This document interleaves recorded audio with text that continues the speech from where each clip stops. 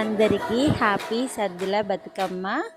మా ఇంట్లో బతుకమ్మ అయితే చాలా చాలా బాగా పేర్చుకున్నాం మేము. మా అత్తయ్య పేరుస్తూ ఉంటే పెద్ద బతుకమ్మకు నేను అందిస్తూ ఉన్నాను.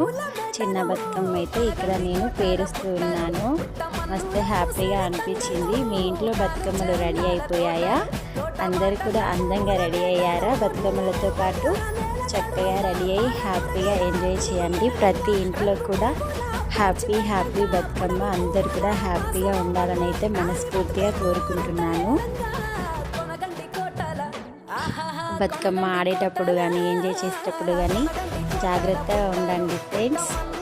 మరొకసారి అందరికీ హ్యాపీ హ్యాపీ సద్దుల బతుకమ్మ ఫ్రెండ్స్. వీడియోకి లైక్ ఇచ్చి సబ్స్క్రైబ్ చేసుకోవచ్చు కదా ఫ్రెండ్స్. Bye bye. మా ఇంటి బతుకమ్మను చూసి వెళ్ళండి.